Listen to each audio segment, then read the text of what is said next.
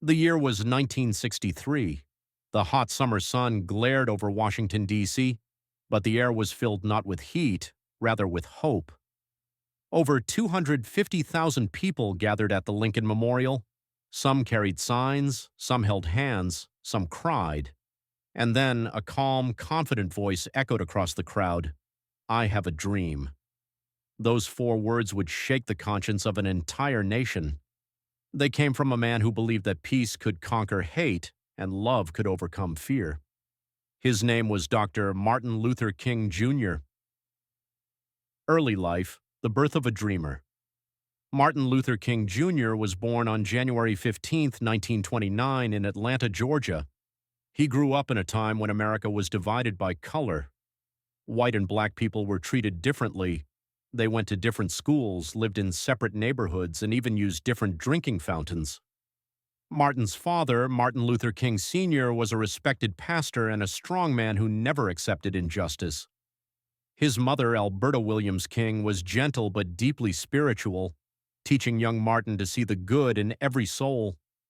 When Martin was just 6 years old, a painful event changed his world. His white friend's parents told the boy he couldn't play with Martin anymore, simply because of his skin color. That day, little Martin cried, but inside him something stronger began to grow, a question: why should the color of my skin decide my worth? Education and awakening. Martin was brilliant. He skipped 2 grades and entered Morehouse College at the age of 15. There he studied sociology and started to understand how society could be changed. At first, he didn't want to become a preacher like his father, but the more he studied, the more he realized that faith could be a powerful tool for justice. After college, he studied theology at Crozer Theological Seminary in Pennsylvania, where he learned about Mahatma Gandhi, the man who led India's freedom movement through nonviolence. Gandhi's philosophy changed King's life forever. He realized that true strength is not in fists, but in forgiveness. True courage is not in anger, but in love. The Spark, Montgomery Bus Boycott, 1955. In 1955, in Montgomery, Alabama, a black woman named Rosa Parks refused to give up her seat on a bus to a white man. She was arrested, but her quiet act of defiance lit a fire. The black community of Montgomery decided to boycott the city buses. They needed a leader, someone young, educated, and fearless.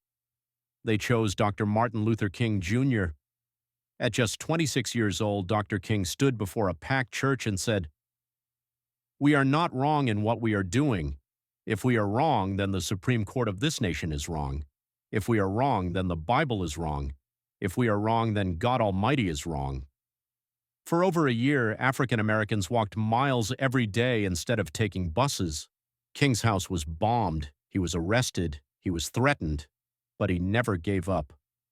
After 381 days, the Supreme Court ruled that segregation on public buses was unconstitutional. It was the first major victory for the civil rights movement, and the beginning of Dr. King's rise as a national leader. The movement grows. The success in Montgomery gave people hope. Across the South, young men and women began to sit in whites-only restaurants, march in the streets, and demand justice, all without violence. Dr. King traveled from city to city, preaching one message: nonviolent resistance. He said, "Darkness cannot drive out darkness, only light can do that. Hate cannot drive out hate, only love can do that." But his peaceful approach didn't mean his journey was easy. Police beat protesters, dogs were unleashed, fire hoses blasted people off their feet. King was jailed over 30 times. Yet every time he came out stronger, his faith unshaken, his voice louder. The Dream, March on Washington, 1963. On August 28, 1963, history was written. Over 250,000 people, black, white, rich, poor, gathered for the March on Washington for jobs and freedom. Standing before the towering statue of Abraham Lincoln, Dr. King delivered one of the greatest speeches ever given. "I have a dream that one day this nation will rise up and live out the true meaning of its creed. We hold these truths to be self-evident, that all men are created equal." He spoke of a dream where little black boys and girls would join hands with little white boys and girls, a dream where justice would roll down like waters and righteousness like a mighty stream. That day, his dream became the nation's dream. Nobel Peace Prize, 1964.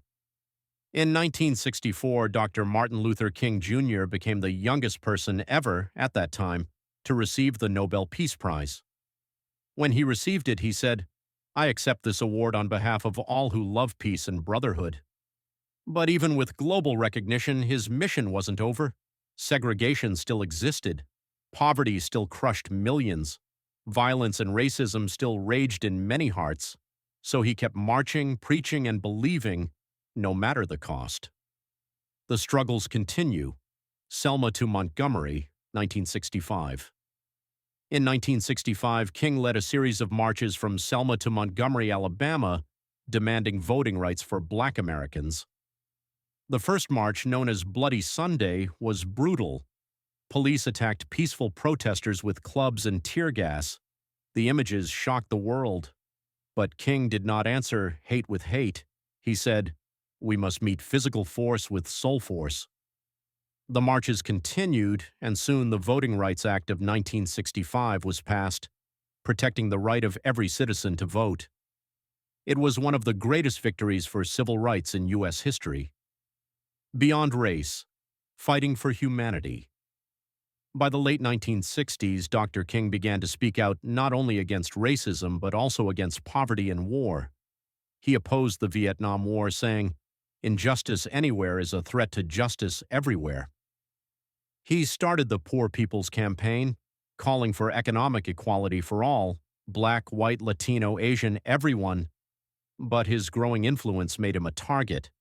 Many powerful people wanted his voice silenced. On the final days, in early 1968, Dr. King went to Memphis, Tennessee to support African American sanitation workers who were on strike for fair wages and respect. On the evening of April 3, 1968, he gave his last speech, called "I've Been to the Mountaintop." With a strange calm in his voice, he said, "I may not get there with you, but I want you to know tonight that we, as a people, will get to the promised land." It was as if he knew what was coming. The next day, April 4, 1968, at 6:01 p.m., Dr. Martin Luther King Jr. was standing on the balcony of the Lorraine Motel when he was shot and killed. He was just 39 years old. The world mourned, but his message did not die. Legacy. The dream lives on. More than 50 years later, Dr. King's dream still echoes across the world. His speeches are taught in schools. His birthday is celebrated as a national holiday in the United States.